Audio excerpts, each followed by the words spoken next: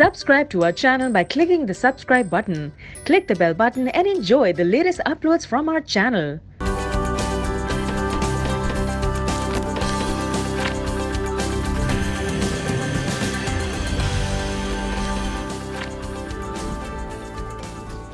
अस्सलामुअलैकुम, good morning. आज के साथ मैं हूं सबाशी और मैं हूं हाफिज मोहम्मद अवैस। तो जनाब, अच्छी सी सुबह का आगाज़ हो चुका है और इस अच्छी सी सुबह में आज हम करेंगे बहुत सारी अच्छी बातें। और उन अच्छी बातों में आज हम बात करेंगे स्किन केयर के हवाले से, जो कि सबके लिए ही एक ऐसा मसला है कि हर बंदा ही अपनी स्किन के हवाले से बात करता रहता है। खासतौर पर जब सर्दियाँ आती हैं तो फिर भी स्किन के इशूज़ कम होते हैं, लेकिन जैसे ही गर्मियाँ आती हैं या जैसी गर्मियाँ आना स्टार्ट होती हैं तो हर किसी को स्किन का इशू हो जाता है। किसी को पिंपल्स निकल रहे होते हैं, किसी की स्किन बहुत ज़्यादा ऑयली हो रही होती है, किसी का कलर जो है वो बहुत ज़्यादा डार्क हो रहा होता है। सन वेव से कैसे बचा जाए, दिन भर काम से और दिन भर स्किन की जितने भी इश्यूज होते हैं उनसे कैसे बचा जाए, इस हवाले से आज हम गुड मॉर्निंग आज में बात करेंगे। और साथ साथ ये भी पूछेंगे क्या वाकई कोई ऐसी क्रीम्स होती हैं, क्या वाकई कोई ऐसे फेशियल्स होते हैं जो आपकी स्किन को, आपके स्किन के कलर को बेहतर कर सकते हैं। उसके लिए हमारे साथ एक्सपर्ट भी होंगे। लेकिन अब अगर हम बात करें स्किन के हवाले से कि जी स्किन के इतने इश्यूज होते हैं और लोग क्यों परेशान रहते हैं, तो डेफिनेटली स्किन और आपका फेस वो चीज़ होती है जिसकी वजह से आपको कॉन्फिडेंस आता है और आपको लगता है कि अगर आप अच्छे लग रहे हैं, प्यारे लग रहे हैं, तो डेफिनेटली आपका कॉन्फिडेंस जो है वो इनहेंस हो जाता है। तो अगर हम बात करें ओवरऑल स्किन के हवाले से, तो हमारे यहाँ देखते हैं कि कभी जो वेदर है वो ड्राई हो जाता है और कभी वेदर जो है बहुत ज़्यादा ऐसा लगता है कि जी बहुत हमें अच्छा फील हो रहा है। तो वैसे स्किन का जो इशू है वो सिर्फ फीमेल्स का ही नहीं है, स्किन का इशू मेल्स का भी है। बिल्कुल मेल्स का भी है, लेकिन मेरा ख्याल से ज्यादा कॉन्शियस इस हवाले से खवातीन ही होती हैं कि खवातीन को ही बनने संवरने का बहुत ज्यादा शौक होता है। हाँ, मर्दों को भी ये शौक होता है, लेकिन खवातीन ज्यादा कॉन्शियस होती हैं। अगर एक पिंपल भी आपके चेहरे पे कहीं निकल आता है तो लड़कियां तो इतना ज्यादा परेशान हो जाती हैं कि अब शायद डॉक्टर के पास जाने की जरूरत है।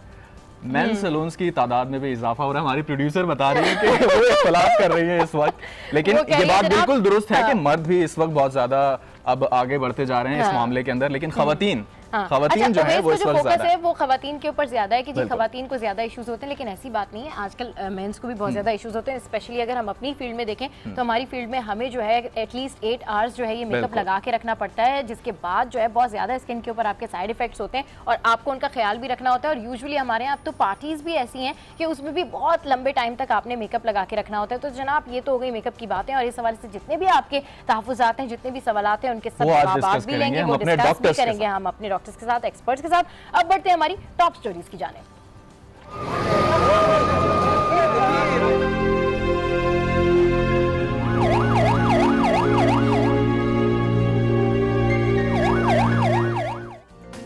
रायबन रोड पर सिक्योरिटी चेक पोस्ट पर खुदकुश हमले में जाँ बहक अफराद की तादाद 9 हो गई। 5 पुलिस अहलकार भी शामिल। एएसपी रायबन समेत 20 से ज्यादा जख्मी। शहीद होने वाले अहलकारों की तदफीन आज की जाएगी।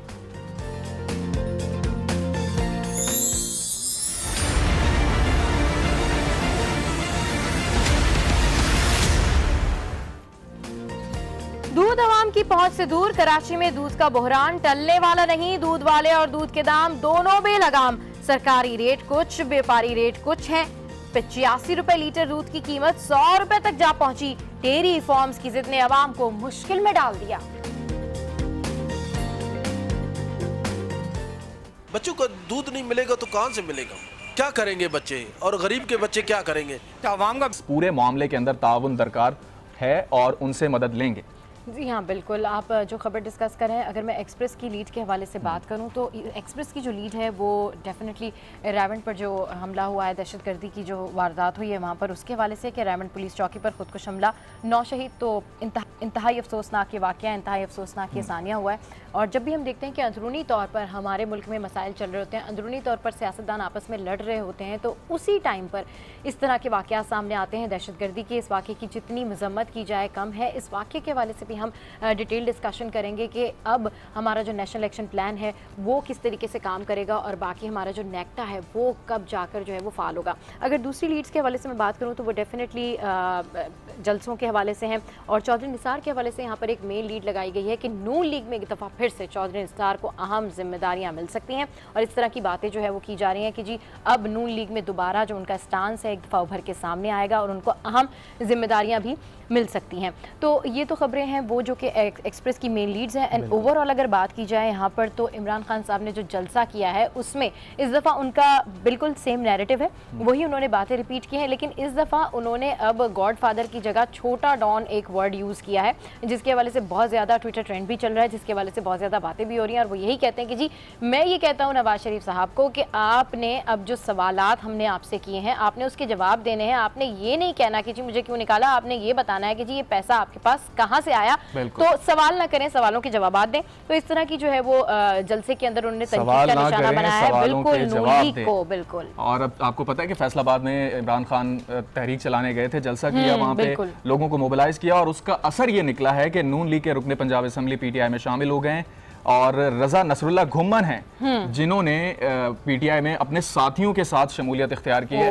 और अब जैसे जैसे इलेक्शन सभा करीब आते जा रहे हैं वैसे वैसे तो नून लीग के जो लोग हैं वो पीटीआई की तरफ जा रहे हैं, यानी उखाड़ पिछाड़ का सिलसिला अब शुरू हो चुका है। उखाड़ पिछाड़ का सिलसिला अब शुरू हो चुका है। अच्छा, हम बहुत सारी सियासी बातें कर रहे हैं तो इसमें मुझे एक बहुत ज़बरदस्त और एक अच्छी बात याद आई है, जहाँ पर हम देखते हैं कि आलमी तौर पर जो है वो रिपोर्ट सामने आती हैं और आलमी तौर पर बड़े सारे रिसर्च भी सामने आती है। वहीं पर एक आलमी मीडिया की रिपोर्ट सामने आई है और ये है खुशी के हवाले से, यानी खुशी का आलमी इंडेक्स के हवाले से ये रिपोर्ट सामने आई है। और उसमें आपको पता है कि हमने भारत को पीछे छोड़ दिया, यानी कि हम ज़्यादा खुश रहने वाली कौम है और हमारा नंबर जो है वो 75वां है और भारत का 133वां नंबर है। इतने तमाम मसाइल होने के बावजूद और अफगानिस्तान जो है वो भारत साथ साथ ही है। वैसे वो साथ साथ ही है क्योंकि उनके आपस में काफी गठजोड़ हो रहे हैं जिस हवाले से पाकिस्तान को तहफ्फुज़ात हैं। बहरहाल जी 133वें नंबर पर भारत है, हम 75वें नंबर पर हैं। हमारे मुल्क में कितने मसाइल हैं, पानी के मसाइल हैं, बिजली के मसाइल हैं, करप्शन के मसाइल हैं, साथ साथ हमारे यहाँ हर जगह आप देखें तो हमारे शहरी परेशान नजर आते हैं, लेकिन उसके बावजूद भी हम इतनी जिंदा दिल कौम है कि हम एटलीस्ट भारत से बहुत आगे हैं, जबकि भारत के पास उतने मसाइल नहीं है शायद जितने हमारे यहाँ मसाइल हैं आम आदमी को भी। और इसी खुशी की खबर के साथ हम यहाँ पर एक अच्छा सा ब्रेक लेंगे और ब्रेक के बाद दोबारा वापस आएंगे। Stay with us, keep watching good morning Aaj. Welcome back to good morning Aaj. तो जनाब अब हम अपने मुख्तलिफ शहरों का हाल जानेंगे और सबसे पहले हम रुख करेंगे वफाकी दारुल हुकूमत इस्लामाबाद का, जहां पर मौजूद हैं नुमाइंदे अली फुरकान और उनसे जानते हैं कि आज शहर में कौन कौन से खास इवेंट्स होने जा रहे हैं। अली फुरकान गुड मॉर्निंग, आज क्या एक्टिविटीज़ हैं? जी गुड मॉर्निंग।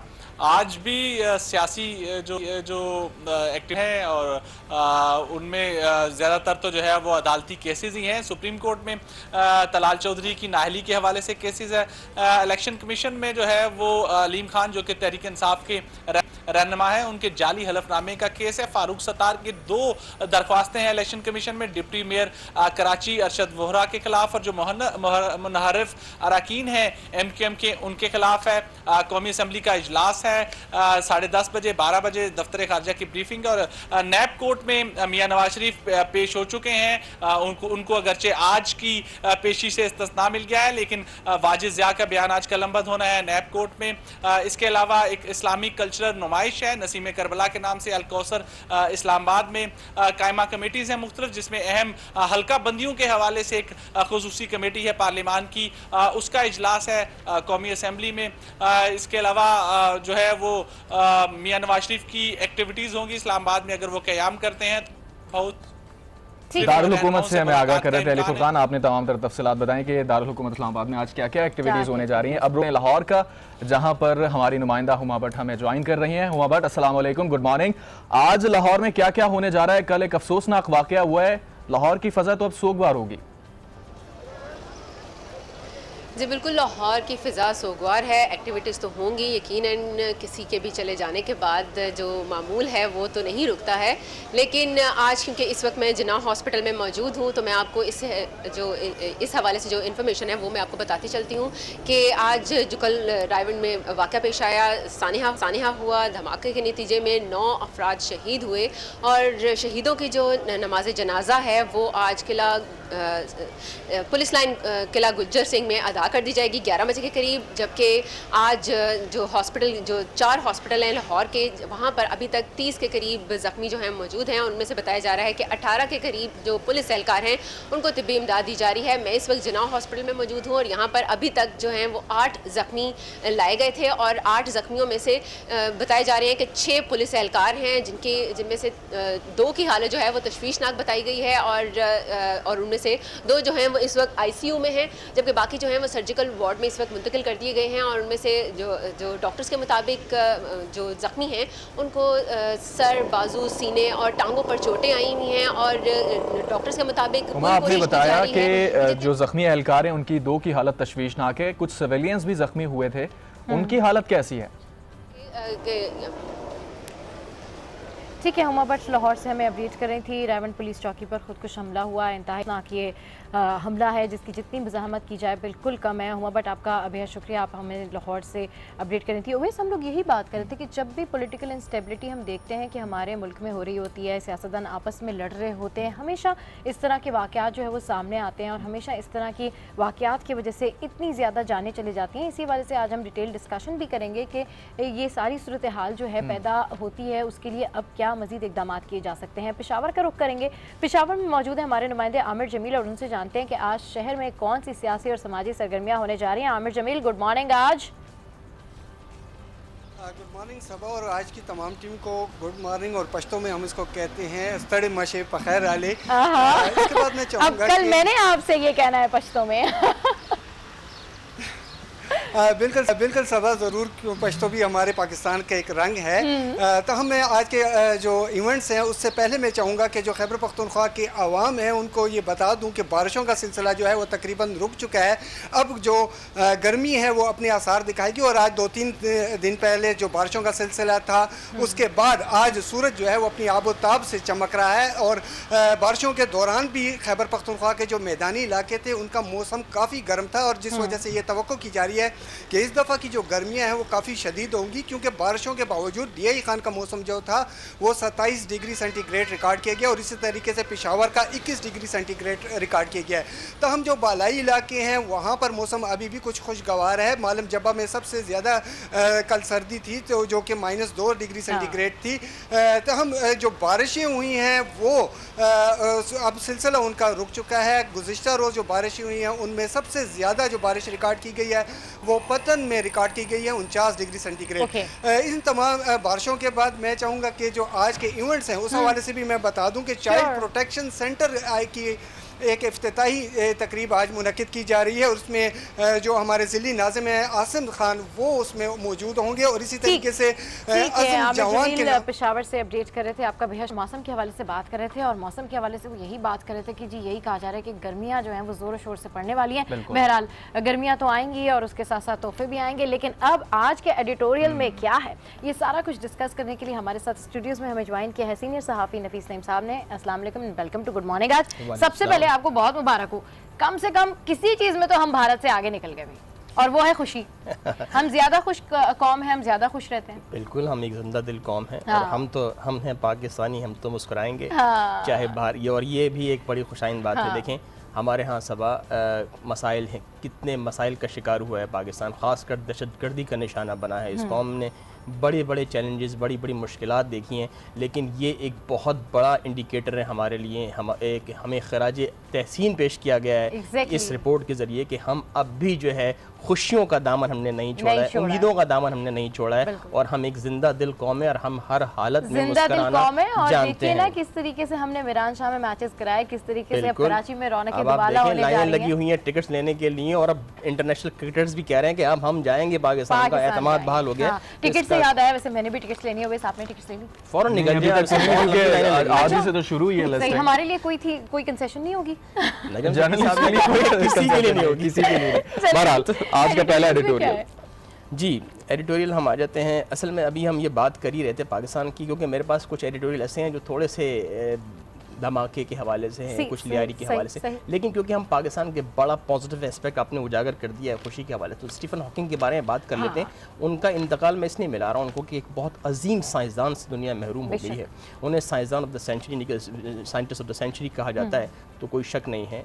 और कॉस्मोलॉजी के हवाले से, ब्लैक होल के हवाले से, स्टीफन रेडिएशन जो उनकी जो एक रेडिएशन थी जो कि कहा जाता था कि ब्लैक होल में जो है लाइट तक पेनिट्रेट नहीं कर सकती, उन्होंने ये दरियाफ़्त किया कि उसकी जो करीब जो शुआएँ जाती हैं जो कि मेल्ट हो जाती हैं और जो ट्रांसफॉर्म हो जाती हैं वो रेडिएशन कहलाती हैं। वो स्टीफन रेडिएशन जो कि अब माना जा रहा है, देखें ये इंस्पायर्ड थे आइंस्टाइन से। आइंस्टाइन के जन्म वाले दिन यानी कि पैदाइश वाले दिन इनका इंतकाल हुआ। राइट। आइंस्टाइन की थ्योरी भी 100 साल बाद सबा सुपर कंप्यूटर्स के जरिए हमें मालूम हुआ, ठीक है, रिलेटिविटी के हवाले से। तो इनकी भी बहुत बड़ी ज़्यादा खिदमत हैं और आज इनको बहुत बड़ा नुकसान हुआ है साइंस दुनिया में। हमारे यहाँ मैं इसका जिक्र इसलिए कर रहा हूँ कि पाकिस्तान दुनिया के चौथे नंबर में ममालिक में आता है जहाँ साइंसदान और इंजीनियर्स पैदा होते हैं। साइंसदान और इंजीनियर्स तो पैदा होते हैं, ये हमारे मुल्क के लिए, हमारे लिए एक बड़े फ़ख्र की बात है। तो मैंने इसने शुरू इससे किया। अब हम आ जाते हैं एडिटोरियल। हम देख रहे हैं कि हम हर हाल में मुस्कुराने वाली कौम है, चाहे दूध की कीमतें बढ़ जाएँ, चाहे धमाके हो जाएँ, चाहे कोई कत्ल हो जाए लियारी में, लेकिन इन तमाम सूरत हाल में कौम ने अपना एक मजबूत बंधन बांधा हुआ है। नहीं, मुस्कुराते तो हम हैं नफीस साहब, लेकिन मसला ये है कि हम दूध की कीमतें बढ़ने पे एहतजाज नहीं करते, खरीद लेते हैं जाके। देखें सबा, एक बात सही है कि कमिश्नर साहब से पहले भी बड़ी, अब क्यों आपको शुरू हो गया तो हम ये कर लेते हैं इस पर, कि कमिश्नर साहब ने पहले भी बात की थी कि हम इन कीमतों को बढ़ने दें। अभी भी यही ऐलान हो रहा है, जब 95 रुपए जो है प्राइस अब सेट हो गई है, अब कहा जा रहा है कि नोटिफिकेशन जारी हो जाएगा, यानी कि he capitulated against the demands of milk sellers. तो इसके हवाले से हम आपको इस पर बात करूंगा, इसके हवाले से मजीद भी बात करेंगे, लेकिन अभी गुड मॉर्निंग आज में आ गया है इंस्टेंट ब्रेक, सो कहीं जाएगा मत, don't go anywhere, stay with us, keep watching good morning आज।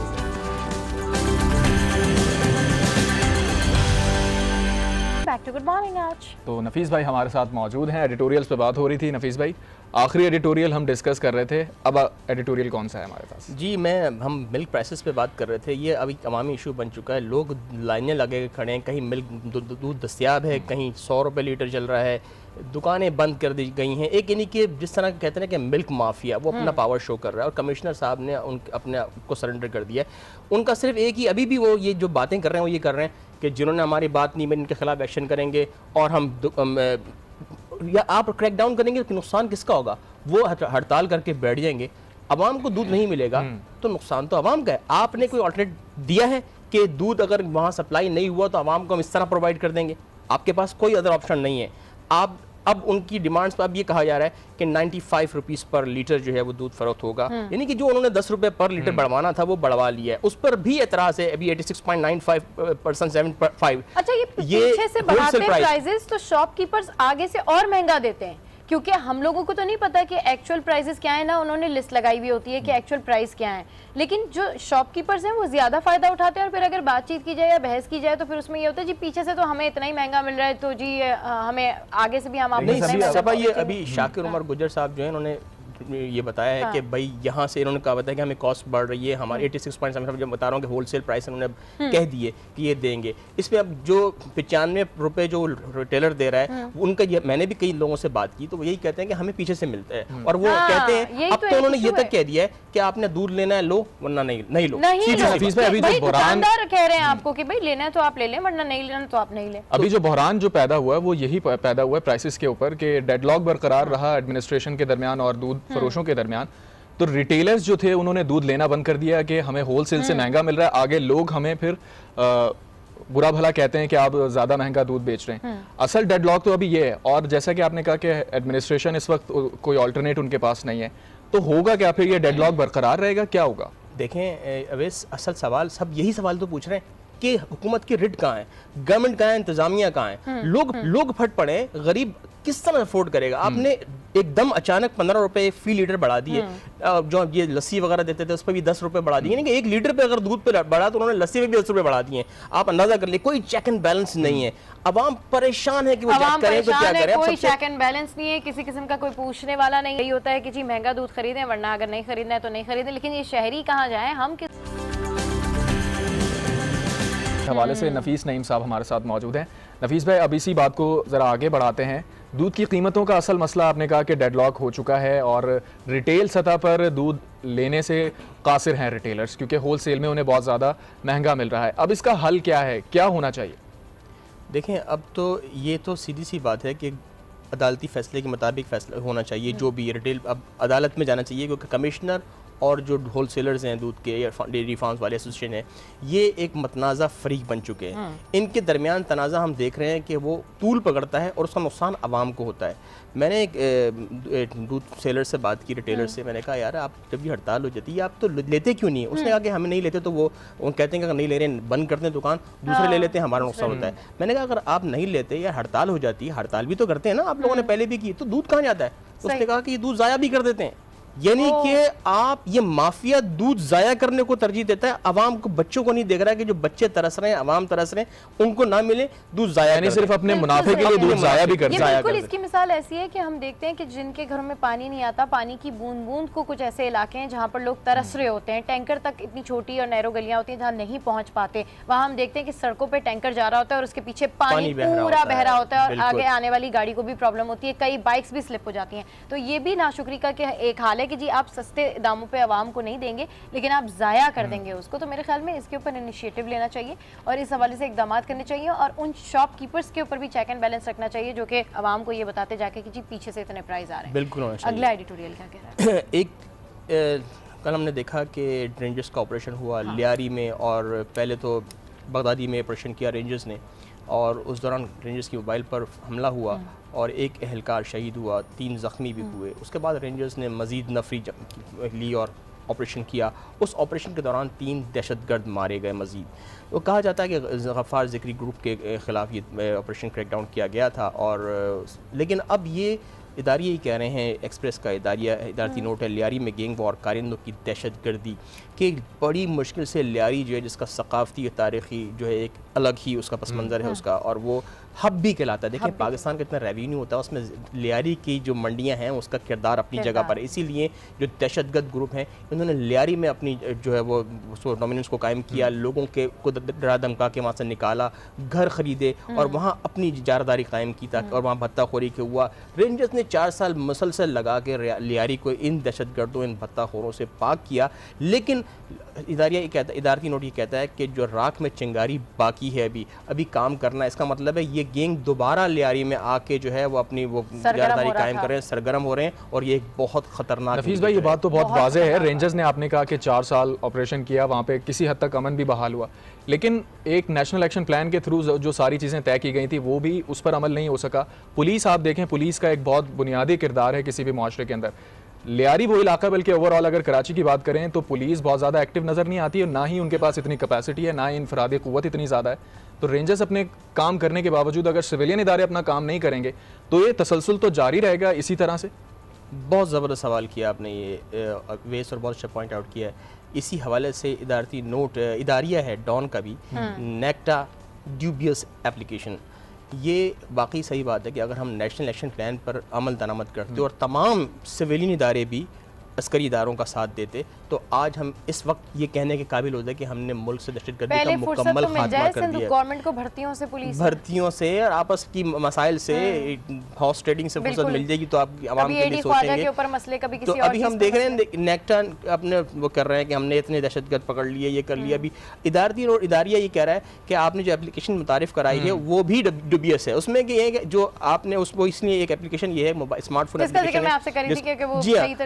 सही तरीके से उसमें आप किसी की आपने जो हेड स्पीच के हवाले से किसी की शिकायत की तो उसकी आइडेंटिटी, आपकी आइडेंटिटी भी रिवील हो जाएगी। इसका मतलब है आप शहरियों को ही, इदारिया ये कह रहा है कि शहरियों को लड़ाई के लिए कर रहे हैं, शहरियों को एक्सपोज कर रहे हैं, तो ये खतरनाक चीज़ है। आप इस तरह की फजूल स्टंट से बाज आ जाए। बिल्कुल फजूल स्टंट। तो नेक्टा को फाल कैसे किया जाए, सबसे बड़ा सवाल तो ये है, क्योंकि नेक्टा ही वो इदारा है जिसके अंदर हमारे मुल्क की 26 इंटेलिजेंस एजेंसियां शामिल हैं, लॉ इन्फोर्समेंट की दीगर एजेंसियां शामिल हैं, और तय ये हुआ था कि नेक्टा को फाल करेंगे और दहशतगर्दी को जड़ से खत्म करेंगे। काम करने को तैयार है, लेकिन ऊपर से कोई ऑर्डर्स तो आए तो नेक्टा क्या करे, वो लोग क्या करें? असल इस वक्त चीज ज्वाइंट इंटेलिजेंस डायरेक्टरेट को फाल करना है। इसके हवाले से बात हो रही है, 1.56 बिलियन रुपीस भी इन्होंने एलोकेट कर दिए हैं, लेकिन जो काम होना है अमली तौर पर वो अभी तक नहीं हो पाया है। हाँ। और ये अब मालूम नहीं है कि ये काम की देर ताखिर किस वजह से हो रही है। और अभी जो बात उन्होंने ये की है, बात सही है कि हम जब इस पॉलिटिकल अपने आप से निकलेंगे क्वागमायर से, तो हम आवाम की फलाह के लिए काम करेंगे, हम इस पर संजीदगी से अमल करेंगे। बिल्कुल, और ये बहुत जरूरी है। नफीस नईम साहब हमारे साथ रहता है, ये हम एडिटोरियल जो है वो डिस्कस कर रहे थे, और पुलिस के हवाले से हम बात कर रहे थे कि पुलिस अगर अपनी जिम्मेदारियां सही तरीके से निभाए तो डेफिनेटली ये काम मिलकर अच्छे तरीके से सरअंजाम दिया जा सकता है। और एक दिन वो भी आ सकता है कि कराची में हम सिर्फ ये बात कर रहे होंगे कि जी कराची पुलिस ने जो है ये मार्का सर किया है, और इंशाल्लाह सबा वो वक्त जरूर आएगा, हम वो वक्त जरूर देखेंगे। बिल्कुल। गुड मॉर्निंग आज में यहाँ वक्त हुआ एक ब्रेक का, कहीं जाएगा मत, stay with us, keep watching good morning आज।